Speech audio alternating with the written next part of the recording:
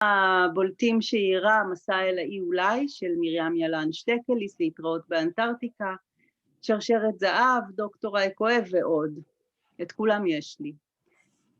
רוני פחימה מאיירת ויוצרת עצמאית, אומנית קומיקס ומרצה בשנקר, עבדה גם לקולנוע, אנימציה עבור הסרט העלמה בלובשטיין, על רחל המשוררת בסדרת העבריים, וגם במחול עם הלהקה של ענבל פינטו ואבשלום פולק, והוציאה את הרומן הגרפי מיסטר יואינג לסיפור של אורי אמיתי. ולמי שלא מכיר, בתיה ורוני, את התואר השני שלהם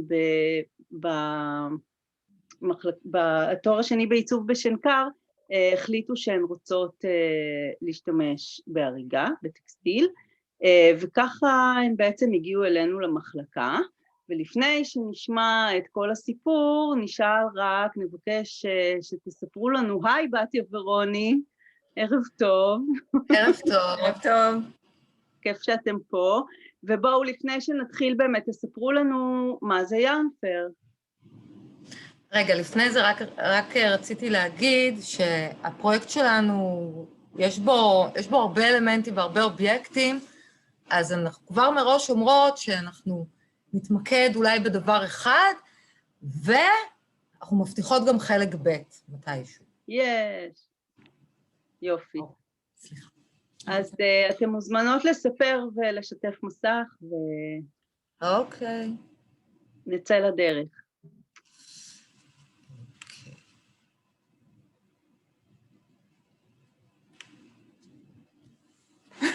ירנפר, קדימה. טוב, אז הפרויקט הזה, הוא בעצם התחלנו אותו,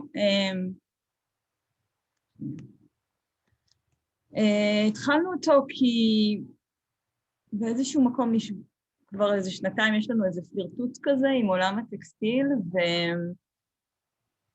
ומה שאנחנו בעצם מנסות לעשות זה לראות איך אנחנו יכולות להשתמש בנולים, כדי לצייר. בעצם להשיג לעצמנו, לרכוש לעצמנו איזשהו חופש, לייצר דימויים בחופשיות בתוך מערך שהוא יחסית מוגבל ונוקשה.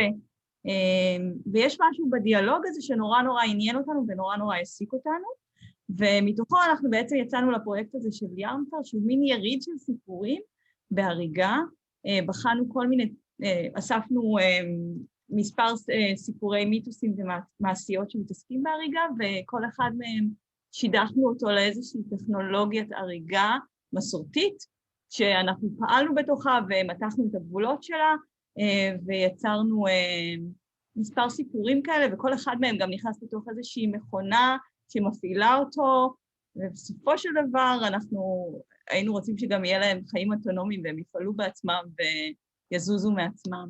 אבל זו המסגרת של הפרויקט.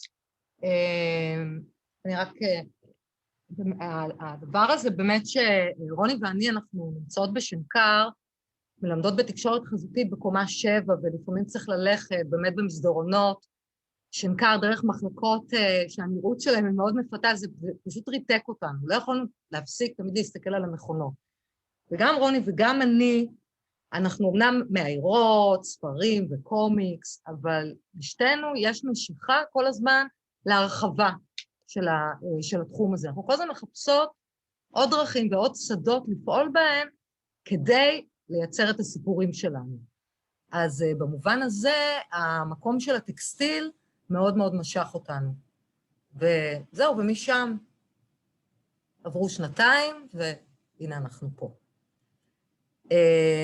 הפרויקט מורכב בעצם כרגע מ4 הריגים, שאנחנו נראה רק טעימות מהם, רק בשביל שבאמת יהיה מושג על מה אנחנו מדברות. יש לנו פה, יש את החץ, אפשר לראות? הנה. זה הריגה תלת-ממדית, לפי סיפור של שי עגנון, 3 החיות. פה יש את 3 הטובות של האחים גרים. של האחים גרים, זו טכנולוגית הריגה נורדית, שבעצם... קרוקגרד. קרוקגרד. ובעצם יש פה 8 מטרים של הריג אינסופי שמגולל את הסיפור, ואנחנו נכנסנו את זה לתוך מכונה שמניעה אותו. יש לנו כאן... 3 המוירות. 3 המוירות. האריג המחושף, שהוא נעשה בהריגה של 3 חוות ועם צביעה של אי-קאט. ויש לנו את איך הקוף למד להרוג, שזה אגדה סורית תמוהה, שאותה הכרנו בטכניקה של טפטינג, שזה מאוד שונה באמת משאר האובייקטים בפרויקט הזה. חשוב לי גם לומר שבאמת בכל אובייקט תקפנו צד אחר של הריגה וצד אחר של איך לספר סיפור. זאת אומרת, אם יש לנו בשלושת הטובות את הסיפור הארוך, הליניארי, שנפרס על פני 8 מטר, שמספר ממש צעד בצד את האגדה על שלושת הטובות, יש לנו לצידה את שלושת המוירות שמתעסקת יותר בדימוי האחד של שלושת אלות הגורל.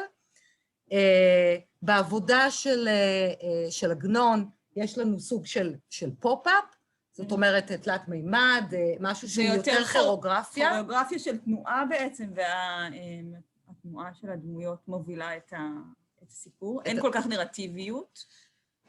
כן, זאת אומרת, הנרטיביות היא הכי כאילו בנאלית של מלידה עד מוות, אבל בדרך קורים הרבה דברים.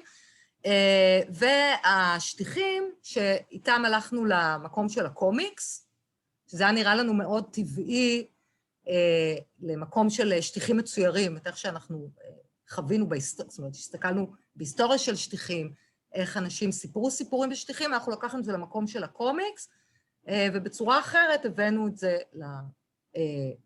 לשטיחים האלה. אוקיי, אז דבר ראשון, אנחנו רוצות לדבר רגע, לפני שאנחנו רוצות לדבר, הדבר הזה של שתי יוצרות, זאת אומרת, פרויקט אחד, שתי יוצרות. שזו תמיד שאלה שכמובן מסקרנת את כולם, ואפילו בהתחלה היו כאלה שניסו ממש לשלח אותנו אחת בשנייה. רצו לראות דם ותמרות עשן. רוצים לראות איך אתם... כן, איך כל אחת מושכת לכיוון שלה, איך אתם לא מסכימות, איך אתם מתחרות אחת בשנייה. היא כאילו הדבר הזה של אגו, כי יצירה זה אגו, ואיך פתאום שני אגואים עובדים ביחד. אז לא סיפקנו את הסחורה מהכיוון הזה. אנחנו ממש מין מפלצת דו-ראשית שהתעסקה בהרבה 3. בעצם הדבר הזה שבאות שתי יוצרות, אז צריך למחוק הרבה דברים באיזשהו אופן. זאת אומרת, כאילו, אנחנו צריכות ליישר איזשהו קו. אנחנו כמאיירות, לכל אחת יש את הסגנון שלה, את הטכניקה שלה. אז מהבחינה הזו, דווקא הטקסטיל עזר לנו, כי הוא אפילו, הוא החזיר אותנו באיזשהו מקום אחורה לטכניקת מחשב, כן, בימי ה8 ביט, והוא כבר הכתיב לנו מראש צורה של טכניקה. מה שמאוד עזר לנו, כי לא תמיד אפשר לדבר, לא תמיד אפשר לעבוד הרי עם כל אחד. נורא חשוב שכן יהיה את הדבר הזה של לסמוך אחת על השנייה, של לדעת שכל מה שרוני תעשה, זה ברור לי שאני אוהב. ברור שיהיו דיאלוגים ושיחות והכל, אבל את זה אני מורידה לי מהראש. אז לסמוך אחת על השנייה. אני יכולה אבל גם להדגיש רגע כן, משהו שאמר. בוודאי. שבאמת, עצם זה שעבדנו בטקסטיל, זה כבר מבטל את קו היד שלנו. איך כל אחת מאיתנו עובדת באופן טבעי, אנחנו יודעות, אבל ברגע שאנחנו בעצם ניגשות למכונה, ואנחנו צריכות לעבור את הפילטר של המכונה כדי לייצר דימויים, אז בעצם היה לנו נורא קל להיפרד מקו היד, כי אנחנו, שתינו אף פעם לא ציירנו ככה, בצורה הזו, ואז זה באמת, מה שקרה, הוא קרה באותו רגע, הוא התממש באותו רגע, והפענוח של השפה ההיברידית הזאת של שתינו יחד, פשוט נבע באופן טבעי מהטכניקה, ובכלל לא היה לנו איזשהם התלבטויות לגביה. כי למדנו את זה באותו זמן. כן, זה ממש מעניין. וגם... מה? סליחה, גלי, סליחה. אני אומרת שאני הרבה פעמים לוקחת ככה את ההריגה כאיזה מכשיר שמחייב אותך לעשות הפשטה. אי אפשר לצייר בהריגה כמו בנעולים כאלה, כמו שמציירים בעיפרון או בכל כלי אחר, וכאן בעצם חוץ ממכשיר של הפשטה, זה בעצם עבורכן גם היה מכשיר של מין ריסטארט כזה, אז זה נורא מעניין. הוא גם הפשיט אותנו מאוד דברים. כן. כן. עכשיו, עוד דבר, כמובן אנחנו מאוד נעזרנו בתכונות האופי אחת של השנייה, איפה שאחת קרסה, השנייה פרצה, ולהפך, כן? זה כל הזמן היה באמת מין ריטואל כזה, וזה היה תהליך מאוד מאוד מעניין, כי באיור אתה מאוד בודד, אתה עובד לבד מול הדף שלך, מול הטכניקה, ותמיד יש את הרצון הזה גם לעשות שיתופי פעולה. אז אני אומרת שזה באמת, אני חושבת שזה שיתוף פעולה, מהבחינה הזאת זה עבד מאוד טוב. לדבר על המפעל. כן, זמן טוב לדבר על המפעל, על חדר 24. אז רגע, אולי לפני זה אני אדחף שנייה, ואני אספר שאתן באתן, מעולם לפני כן, בתיה, אני יודעת שאת שרגת, רוני בטח גם עשתה כל מיני דברים, אבל לא ידעתם הריגה בכלל, ובמשך שנה לקחתם כמעט את כל הקורסים האפשריים שיש במחלקה בהריגה, ואחרי השנה הזאת, מה שראינו קודם, בשקופית הראשונה, כשהראיתם את המבט על כל הפרויקט, את הכל אתן הרגתם בעצמכן, והיום, אני לא יודעת, זה נראה לכם אולי מובן מאליו, אבל זה כל כך לא,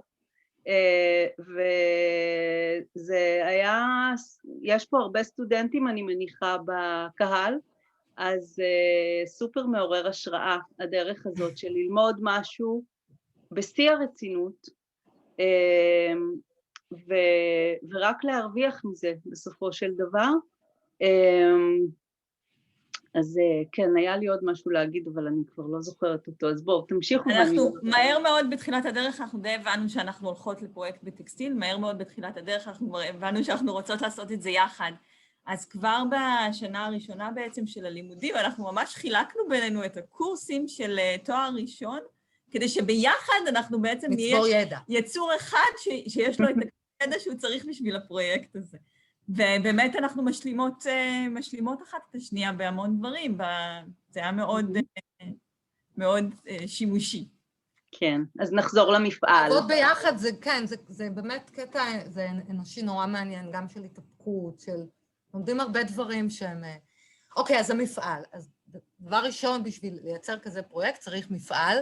פה הקורונה פעלה לטובתנו, אני חייבת להגיד, המחלקה קצת התרוקנה, לצערנו. לא, בהתחלה לא. מצד אחד. בהתחלה אנחנו ישבנו בבית והתגעגענו. בסדר, התגעגענו, נכון. אבל אז ממש התפנה לנו חדר, ממש באדיבות המחלקה, אנחנו נגיד בסוף הרבה תודות, ויצרנו לנו את זירת הפעולה שלנו, את המפעל. עכשיו, אנחנו גם התנהגנו לגמרי כמו במפעל, עם חוקים נורא ברורים. רוני, את רוצה להגיד את החוקים? היה לנו ממש רשימת חוקים.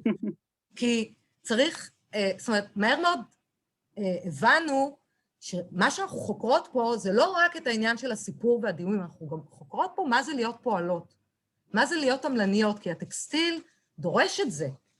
זאת אומרת, זה עבודה סיזיפית, זה עבודה עם קצב, זה עבודה שצריך אורך רוח וזמן, והיא מכניסה אותך למצב של פועלות, של מפעל. נכון. אז תגידי את הדברים שהיו לנו. אז קודם כל יש שעות עבודה מסודרות. כל יום מ8 עד 8. יש איסוף משותף למקום העבודה.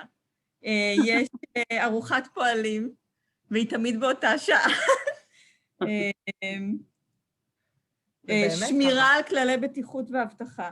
העסקה של עובדים זמניים לעבודות שונות בתהליך הייצור, וגם כל הכאבים שמתלווים לפעולות האלו, שהם כל יום מ8 עד 8, אתה כפוף, מייצר את אותה פעולה רפיטטיבית, ואז אתה צריך להגיע הביתה ואיכשהו לפרוק את המכאובים שלך. וזה גם יצר לנו איזשהו אזכור לתעשיית מפעלי הטקסטיל שנסגרה בארץ. זה היה כמו להחיות רגע איזה מפעל. זאת אומרת, על כל הדברים אנחנו באמת חשבנו כל הזמן. והעניין הזה של העמלנות, זאת אומרת, כמה שיש לך את הרעיון, בסדר, יש לך את הרעיון ואת את כל היצירתיות, אבל ברגע שאתה בא בבוקר למפעל, אתה פועל ואתה עובד נגד זמן, ולומדים גם לאהוב את זה, לכאוב את זה, להתקער מזה, הרבה דברים. אני רק אגיד רגע מה אנחנו רואים, בעצם זו תמונה פנורמית של חדר 24, וזו תמונה נורא נחמדה, כי ממש רואים במקביל את כל ההריגים שנהרגים. יש לנו כאן את הצביעה של האי-קאט של המוירות, ופה הקרוקברייד, שלבים מסתיימים, ופה בדיוק הורדנו את 3 החיות, ויש לנו כאן את כל הטסטים שלנו, שבעצם אנחנו תולות, כי כל פעולה מתחילה תמיד בטסטים, ונדבר על זה רגע שחדר העבודה הוא גם מרחב פרופורמטיבי. בטח, בטח. בעצם החדר העבודה של הורגת, מבחינתנו זה גם סוג של יריד. על הפרויקט שלנו קוראים יארנפר. רגע, אני רוצה להעביר את זה של חדר העבודה, כדי להדגים את זה. שנייה, נשעמם אותה מן השקופית. נשאר פה עד סוף המצגת. הוא בעצם, הוא סוג של זירת פעולה של אדם ומכונה. זאת אומרת, יש שם את כל מה שאחרי זה גם מתקיים באיזשהו אופן בפרפורמנס שלנו, בהצגת הפרויקט. הוא כבר מזמן את זה. יש מכונות, יש אותנו, יש את הריטואלים שהם כמו ריקוד, יש את הרעשים, יש סאונד. את ההנחות. את ההנחות, כן, את האוי ויי. את הצללים של הנול. ויש בדיוק התקיימה אז תערוכת הבוגרים, אז גם יש קהל כל הזמן שנצמד לחלונות ורואה את זה. אז גם המקום הזה הוא כבר בעצמו יריד. מתקדם. שאקורד הסיום בכל יום זה הורדת בתי הנראים. אוקיי. אז קצת נדבר על תהליכים. רגע, מה? הסיפוריות, אוקיי. אנחנו נספרי רגע את רוצה לספר על 3 הטובות, אני אספר את 3 הטובות. טוב, אנחנו רק נגיד, למי שלא מכיר את ההגדה על 3 הטובות, כי זה דווקא גלי, את אמרת פעם באחד השיעורים, שאיפה שלא פותחים את האחים גרים, יש איזה נול, בוכייר, טובה מסכנה, סירה, משהו. אז נכון, קודם כל, זאת מלאכה עתיקה שהייתה משהו מאוד מרכזי בחיי משפחה ובחיי קהילה, ולכן מן הסתם היא מופיעה בהרבה סיפורים, אגדות, מעשיות, מיתוסים, ולזה כבר נקשרים כל כך הרבה דברים שאנחנו לא נתחיל כרגע לדבר עליהם. אבל בין היתר גם מגיה, כישוף, הרבה דברים. אז הסיפור שבחרנו זה 3 הטובות של האחים גרים. אישה ענייה גרה עם ביתה ביער, בת עצלה. עצלנית. כן, ביתה עצלנית. היא לא רוצה להרוג, היא ממש לא רוצה, והאם מכה אותה והיא בוכה, ויום אחד כשהיא בוכה עוברת שם מלכה. היא שואלת את האם, למה הבת שלך בוכה? אז היא אומרת לה, האמא אומרת לה, זה בגלל שהיא נורא רוצה להרוג, אבל אין לנו חוטים, אין לנו אמצעים. אז המלכה אומרת, בבקשה, בוא, שתבוא אליי לארמון, יש לי 3 חדרים מלאים בחוטים. לוקחת אותה אל הארמון, מראה לה את 3 החדרים, הבחורה נשארת שם, מסתכלת, נכנסת לחדרים, ולא יודעת מה לעשות, ובוכה ובוכה ובוכה. המלכה באה ואומרת לה, מה זה? את עוד לא עשית כלום, למה את בוכה?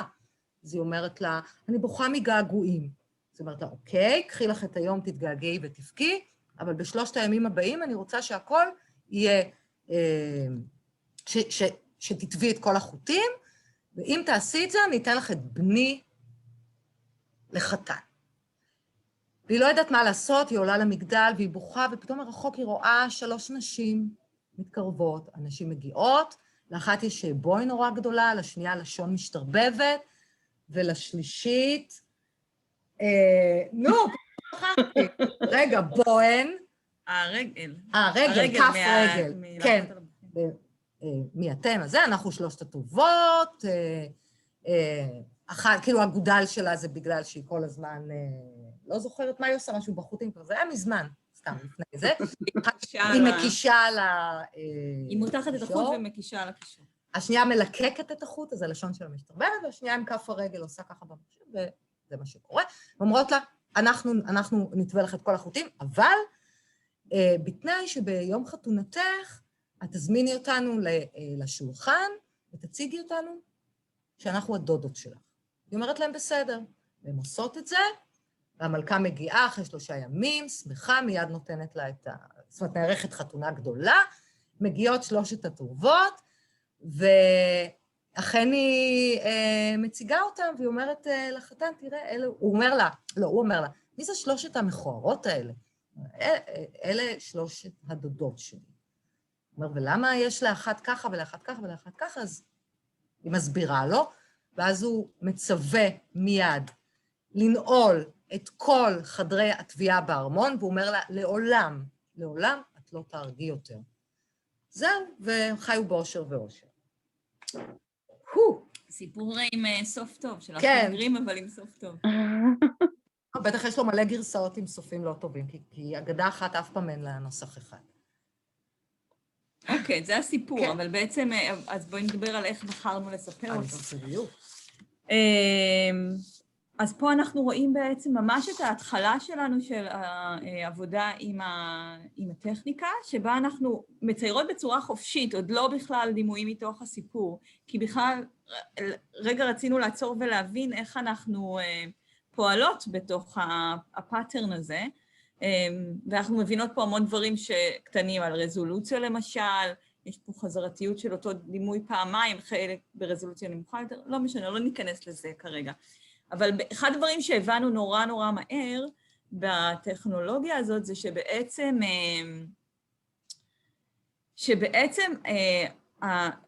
זה לא סיפור רציף. ההריגה באיזשהו מקום היא מאפשרת אך ורק רצף של דימויים.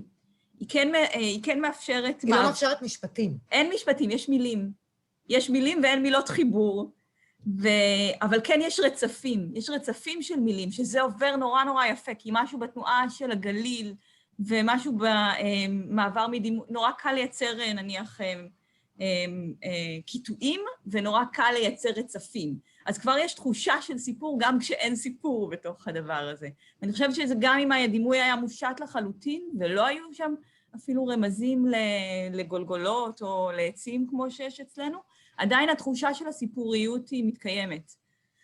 עכשיו, מה שמעניין, באמת העניין הזה של הרזולוציה, שזה שוב פעם משהו, דיברתי בהתחלה על 8 ביט, כן, על מה אנחנו רואים, אז עשינו כל מיני טסטים, והגענו למשהו שאנחנו היינו שלמות איתו, זאת אומרת, 8 פיקסלים, 8 פקודות. 8 בתי נירים. כן, 8 בתי נירים, שאיתם אנחנו יכולים ליצור דימוי מזוהה.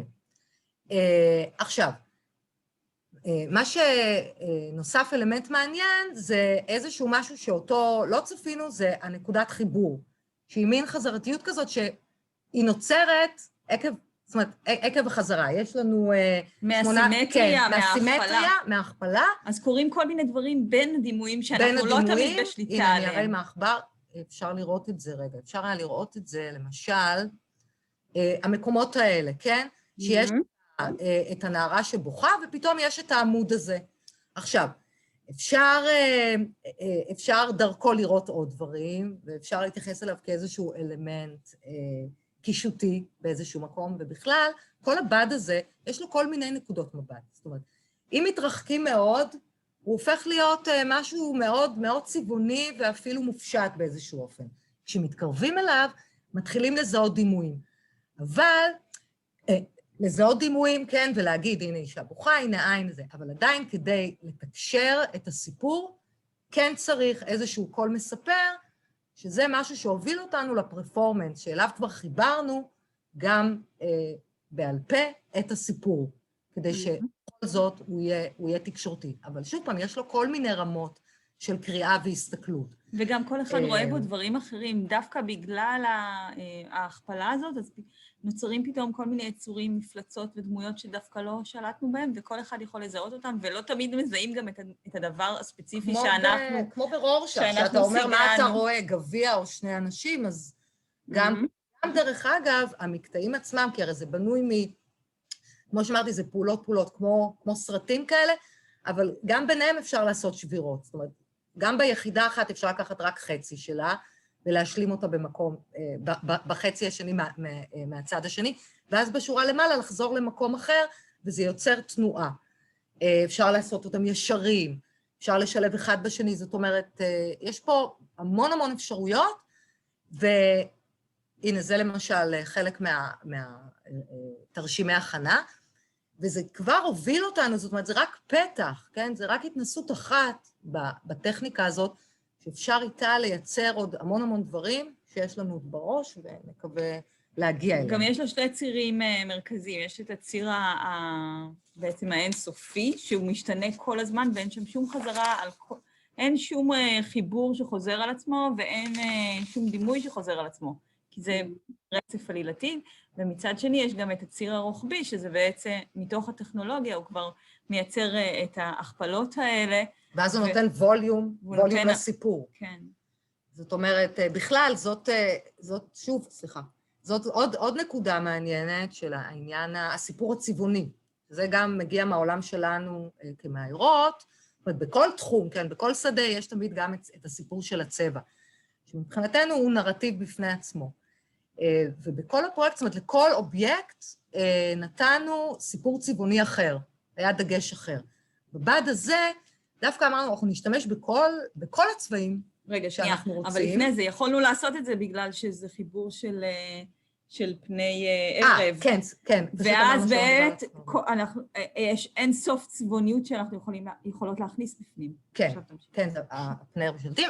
בתיה ורוני, יקרות, אני צריכה טיפה לזרז אתכן. אוקיי, אז אנחנו, בסדר, אז אנחנו נדבר ממש בקצרה, כי הבטחת שתגידי לנו 5 דקות לפני הסוף, כי אנחנו רוצות להראות. אנחנו שם, כמעט.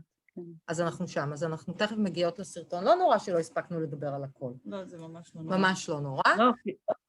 לא, אני רק, אבל כן חשוב לדבר על הצבע, כי זה נקודה נורא חשובה ומאוד שונה. זאת אומרת, כשאנשים נכנסו לחדר, כאילו קפצו, כי זה קצת דבר יוצא דופן, זה כן משהו שהבאנו מהמקום שלנו בצבע. אנחנו לא מפחדות מצבע, צבע זה סיפור בשבילנו, אוקיי? צבע משמש אותנו לפוקוס, לאווירה, למצב רוח, אפשר להגיד גם לאיזושהי הולכה של הסיפור. זאת אומרת, יש המון דברים בצבע שאנחנו משתמשים בהם ביום-יום, בעבודה. אז הכנסנו את זה פה, ובריג הזה, זה זעק במיוחד, אפשר לראות את זה כשפתחנו אותו, רגע, שאנחנו בעצמנו נבהלנו, לקחנו כמה צעדים אחורה. מדהים לראות את זה. גם, זאת אומרת, לא שלא חשבנו, כבר מלכתחילה, כן, אנחנו הרי מגוללות פה סיפור, חשבנו להכניס אותו למכונה, אבל זה הבהיר לנו לגמרי שזו דרך ההצגה, לעשות קצת שקט מהרעש ולתת לו איזה סדר ב... כי אי אפשר להכיל, איך קראנו לזה? הרעלת סוכר. הרעלת סוכר. אי אפשר להכיל את כמות כן, ממש. שזה קשה, כי אנחנו עבדנו על זה 4 חודשים, פרסנו את זה במסדרון, שוב פעם, הקורונה אפשרה לנו ימים שקטים בלי אף אחד, פרסנו במסדרון, אז כאילו אתה רוצה להראות את זה מין היסק כזה של 8 מטר, זה מין התאפקות להכניס את זה לתוך הגלגל, אז אנחנו נראה את המכונה, ותכף נראה את הסרטון, ואז... תגידי את זה. אוקיי, אז באמת מה שאנחנו רואים פה זה הרגע הזה שבו בעצם הסיפור הסתיים. 4 חודשים של הריגה סיזיפית, יומיומית, מ8 עד 8, ואז זה פשוט מסתיים בחוט. זה באמת, זה נקודת הסוף, יש פה זיקוקי דינור ואיזושהי החשכה. זה סוג של פתאום גם בתוך הסיפור, שאנחנו לקחנו לנו חירות, כי זאת בכלל ההתייחסות שלנו, בעבודה שלנו לסיפורים. סיפור זה לא דבר קדוש, אפשר לשנות אותו, אפשר לעשות ממנו הרבה דברים, זה האפילוג. והיה גם פרולוג, והיה ממש אקספוזיציה של איך אנחנו נכנסים דרך היער, הם מציצים אל הבתים. אני לא בטוחה שזה דברים שיעברו לכל אדם שרואה את זה, אבל מבחינתנו זה נתן לנו איזשהו עוגן. אז אנחנו נראה רגע סרטון ממש קצר, אין לו סאונד. את יכולה לדבר עליו, בתיה, כי אין לו סאונד. אז הנה אנחנו, המסכות האלה שאנחנו לובשות, זה באמת הנערה הזאת, האצלה שכל הזמן בכתה, שמתחילת העבודה נקשרנו לדימוי הזה, הרגשנו אותו, שזה ההנחות שלנו בשעת העבודה, זה ממש... וזה שקוראים לנו ציפקס וליצקס, לא דיברנו על זה בכלל, שזה שמות הבמה שלנו, שזה ציפה וליץ. ציפקס וליצקס, ככה דיברנו, הבנות מהטקסטיל מכירות כבר. זר לא יבין זאת. הן מכירות את זה, לכל דבר המצאנו את ה... אז... אבל גלי, מי ציפה ומי ליץ? כן, מי ציפקס ומי ליצקס? נראה לי שבתיה זה ליצקס. נכון! ליץ, זה ליצן. ציפקס לגמרי. אוי, זה מקסים הפריים הזה. כן, פה אנחנו מראים גם את ה...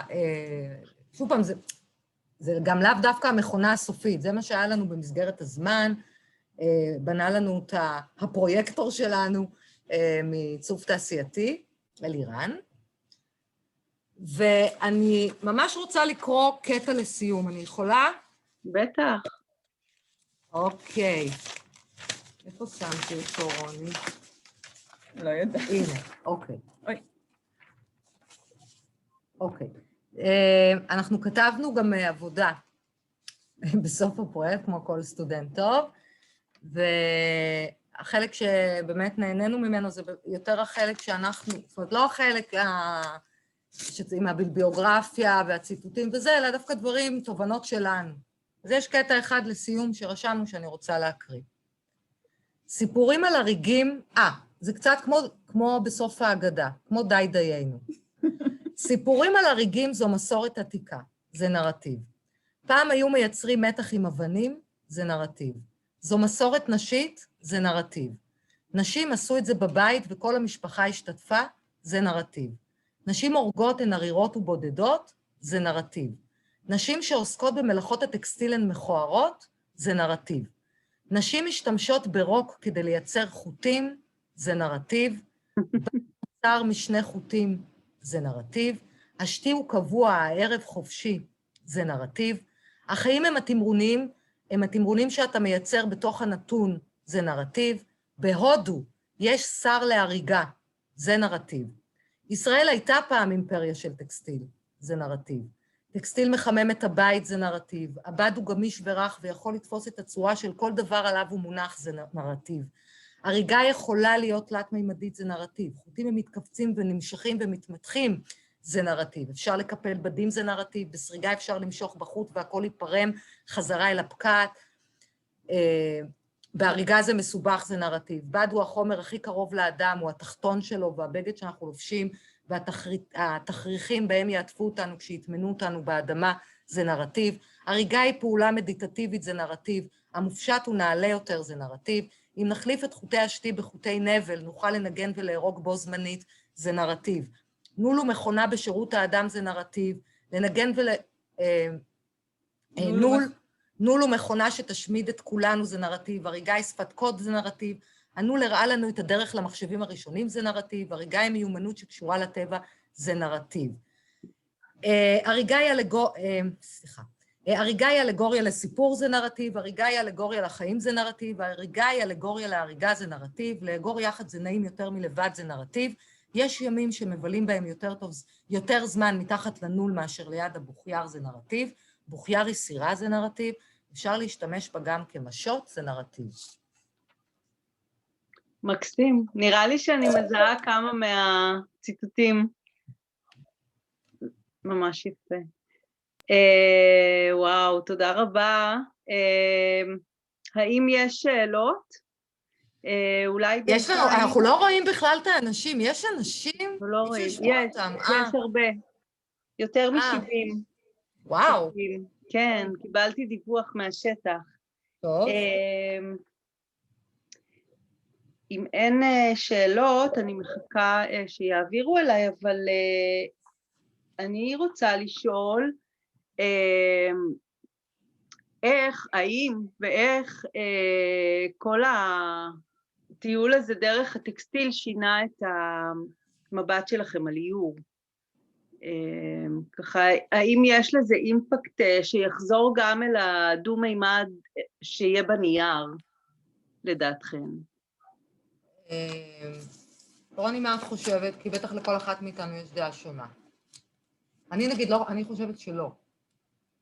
אני חושבת שאין הבדל, אני חושבת שזה איור לכל דבר. שאיור הוא לא בהכרח דו-ממדי, ואיור הוא לא בהכרח נייר,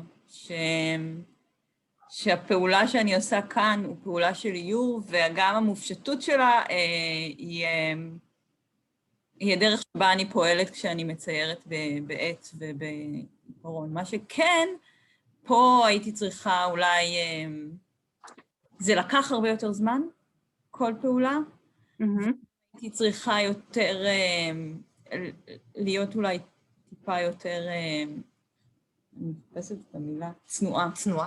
הצנועה. כי יש איזשהו משהו שהוא, זה בכל זאת יותר דיאלוג, זה לא רק, זה לא בשליטתי המלאה, אז דווקא נהניתי מזה. כן. זה באמת טוב, זה אנחנו יכולות לדבר ימים, כי זה באמת היה הדבר הזה של לעבוד ביחד. חתיכת תקופה. לא, זה כבר, פשוט, זה נגמר ומיד נכנסנו לסגר ועבר זמן, וכל הפרויקט עדיין בגלריה, בשנקר. באמת? אפשר לראות?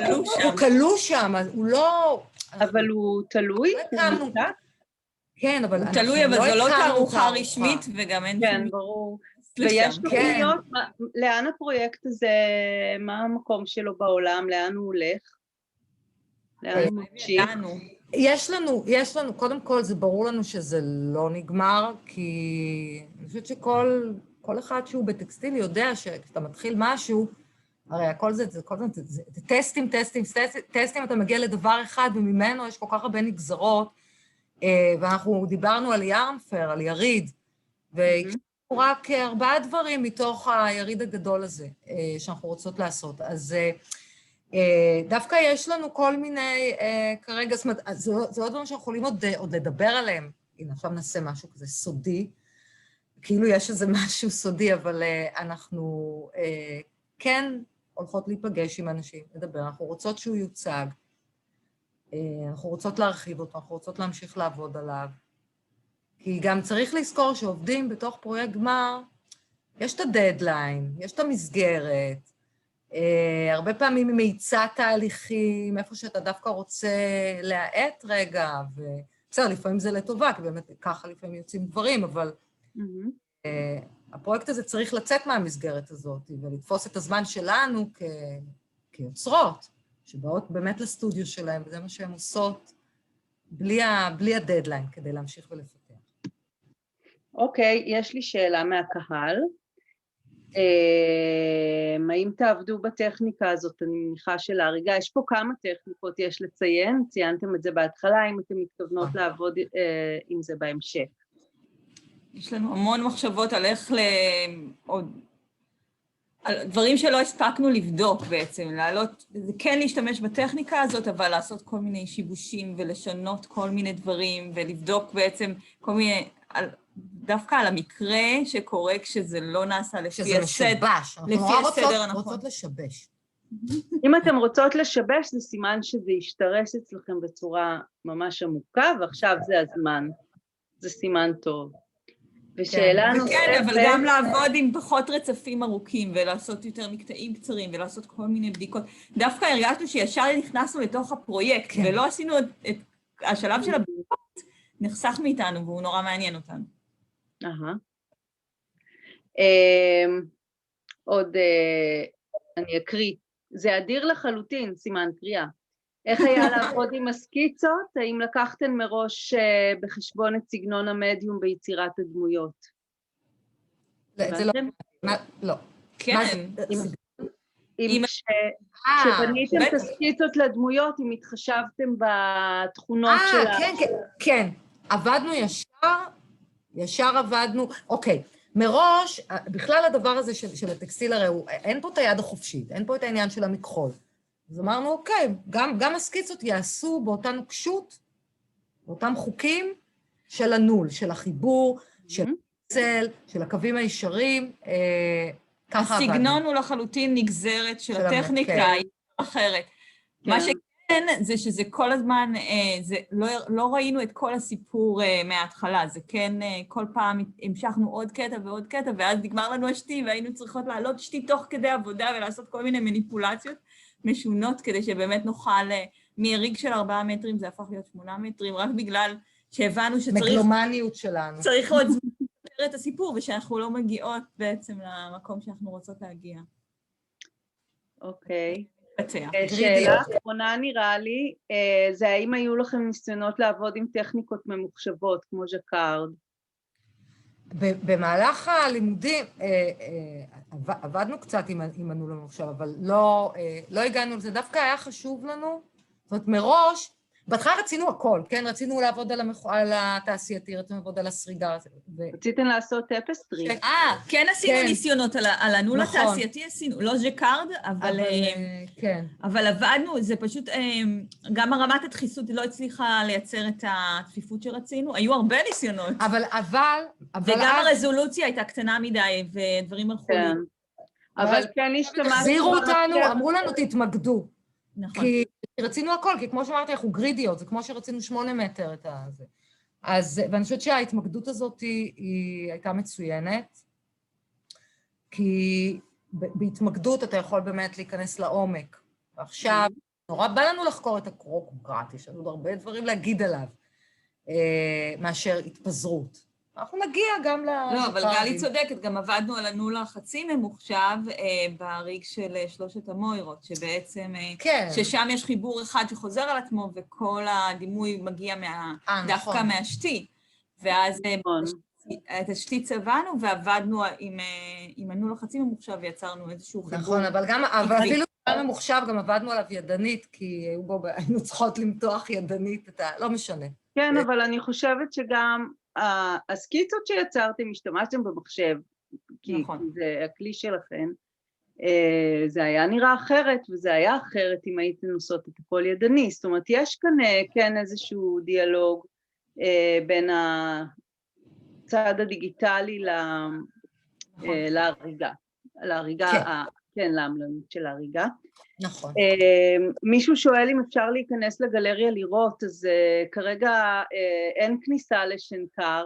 רגע, לא, אבל אנחנו רוצות בהקדם האפשרי פשוט להוציא את זה משם, אנחנו מפחדות. אבל חכו, אולי תשאירו את זה טיפה, כדי שכן, כשיפתחו אפשר יהיה כן בכל זאת להציג. לא, גם אני לא יודעת מה התכנונים על הגלריה, פשוט... זה לא כל כך תלוי בנו. כן, זה לא כל כך תלוי בנו. גם אנחנו רוצות... לקחת את זה משם. שרנו, זה לבד שם, המון זמן, לא ביקרנו את זה. שבוע מתכוונות לבקר את העבודה. רגע, אבל נורא חשוב לנו להודות. רגע, אז אולי לפני שאתם מודות, אני רוצה להגיד משהו. אני ככה רוצה להגיד שהנוכחות שלכם בשנתיים האלה, ובמיוחד בשנה האחרונה במחלקה, הייתה מאוד מאוד משמעותית. היום ושלשום היו לנו הגשות של פרויקט גמר, הגשות ראשונות כאלה של הצעות, וזה מעניין שהיו לפחות 3 פרויקטים שעוסקים באיור דרך טקסטיל, וזה לאו דווקא סטודנטיות הורגות, אבל אני בטוחה שמשהו ברוח כן, באנרגיות שלכם ובקיום שלכם במחלקה עבר, וזה היה תענוג לארח אתכם. אנחנו לא הרגשנו אורחות, אנחנו הרגשנו בנות בית. נכון, באמת לא הרגשנו אורחות. זהו, ובאמת אנחנו ככה לקראת סיום, אז אליכן. אז אנחנו מאוד מאוד רוצות להודות, קודם כל לך, גלי, שבכלל אפשרת לנו את כל ההגעה הזאת דרך התואר השני לטקסטיל. אנחנו רוצות להודות לחבצלת, על המון דברים. אנחנו רוצות להודות להדס. זה יהיה הודעה פרטנית? לא, רק כאילו כמה... לא, פשוט באמת, באמת, באמת, זו מחלקה כל כך מיוחדת וכל כך מקסימה וכל כך...